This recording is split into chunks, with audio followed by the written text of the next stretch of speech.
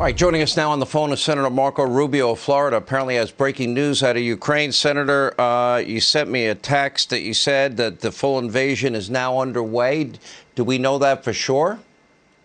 Yeah, Sean. So, look, I think it's a pretty clear direction of the plan that they're going to be executing on. They've begun to execute it on. You're already seeing incredibly heavy cyber and electronic warfare, troop movements that are happening. I think what you're going to see in the next few hours with great certainty, and some of this is already probably happening in real time. Remember, your telecom is going down in different sectors and parts of Ukraine at this point, so you're not going to be able to get some of these live feeds that people have been getting on Twitter and the like. But in the hours to come, I think you're going to definitely see a pretty dramatic change in events, certainly by the time the sun comes up. I mean, this is it. This is their military plan has been well understood for some time now, and they've executed it, and we have now reached that stage of execution. We know what comes next, and now it's just a matter of hours here that we're in before you start to really manifest when the sun comes up, that people will be able to see it with their own eyes. But it is underway. This is it, unfortunately. So we know that the Ukrainian government, and Ukrainian banks were hit by the massive cyber attack. We know that mobile communications have been jammed over all of eastern Ukraine.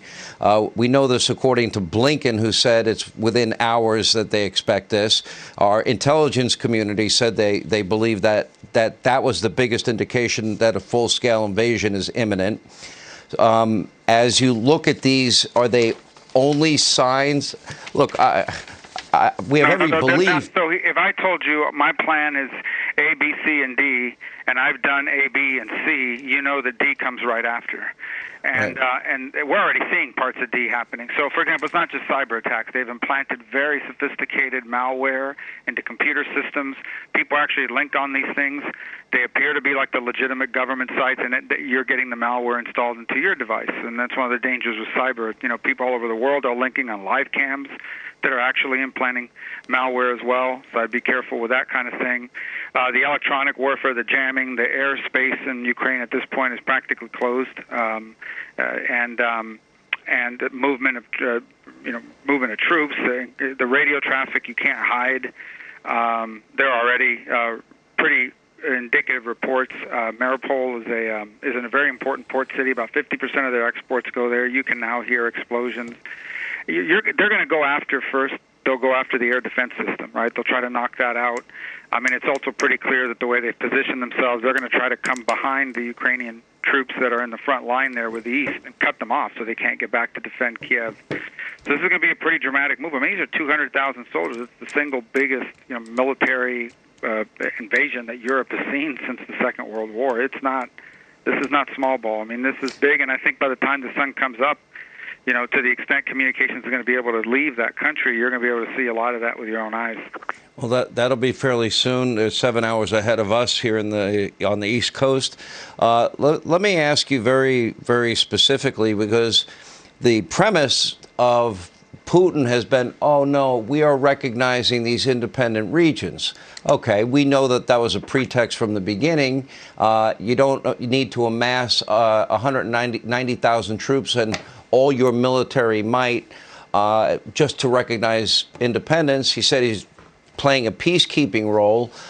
Then we have all these cyber attacks. Then we have the military in pre-positioned everywhere and totally prepared, watching them on satellite imaging, that they're ready to go. So what are their ambitions? Should we anticipate the rhetoric about the Baltics? If we look at the history of Putin, we can look at Georgia, we can look at the annexing of Crimea, we can look at what's happened here, Belarus, Moldova, etc. In every single case, he has fulfilled those territorial ambitions. Do you believe it is his goal, based on his stated belief that he doesn't think that Ukraine is even a country, that he wants the whole country and maybe more, maybe the Baltic states even next? Well, there's a couple goals here. I mean, the first, obviously, is all the historic stuff he talked about. He wants to take as much of Ukraine as he can. But second is, I think Ukraine is in possession of the third or fourth largest natural gas deposits in the world. They haven't really exploited it, but it's sitting there. They were the breadbasket of the Soviet Union. Ukraine is the fourth largest wheat producer in the world, the fifth largest corn producer. So that's a big deal for Russia there in terms of that. The argument he used for Ukraine, he could use for any of the Baltic states. In fact, those Baltic states of the Soviet Empire, and I'm sorry, the Russian Empire, much longer than Ukraine ever was. He actually has a better argument in that regard, if that's the argument he's going to make. And the other interesting point is, he didn't say he's recognizing just those areas currently occupied by those fake, Russian proxies. Those Russian proxies argue that that their territory includes areas that the Ukrainian military is currently in possessing, and he claims to all of that, and including these other areas. It goes pretty far east into the country if you look at the areas they're actually claiming. So are you talking about, you believe, even Kiev? Well, I think it's the potential. Kiev is pretty symbolically important to Russia and to the arguments that Putin made, and I think he can most certainly have a pretext to get all the way to Kiev. And the problem is the Ukrainian people, I keep telling everybody, they're not asking for American soldiers. We're not sending anybody. They're not asking for any. They're going to fight. These guys are tough people. They will fight. And this is going to be like eating a porcupine. It's not going to be fun for Putin. But Senator, what I don't understand is, number one, I don't understand why our NATO Western European allies, this buildup has gone on for months. They had plenty of time to help, assist, prepare for what Putin was saying back in July. He said basically the same thing he said this week, and yet nothing was done. Did people just not believe him?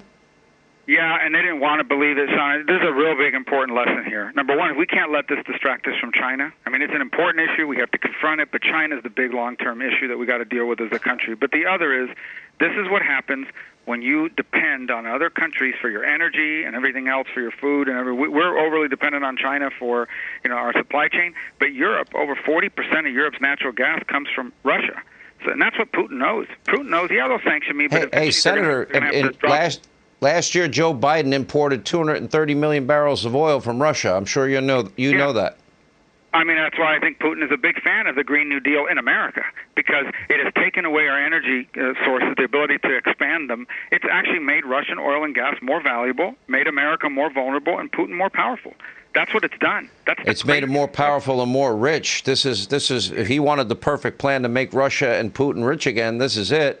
And I played a tape last night of then President Trump in 2018 just in the face grilling the head of NATO over the idiocy of America paying the largest percentage of money and GDP, and Germany is paying the lowest percentage and making billion-dollar energy deals and with Vladimir Putin and making him rich and making Russia rich, when we're supposed to be protecting them from Russia.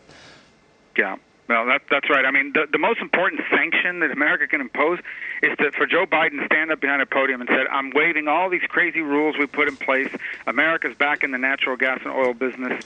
We're going to make sure that we make up for whatever these countries are losing in that regard, but we're not going to let Russia continue to monopolize such a large share of the global marketplace when it comes to oil and natural gas. And then say, by the way, we're going to start making things in America again, so we don't have to buy everything that's made in China and enrich them at our expense. That's the lesson we need to take from this. We cannot continue to be that vulnerable to these countries who are not our friends.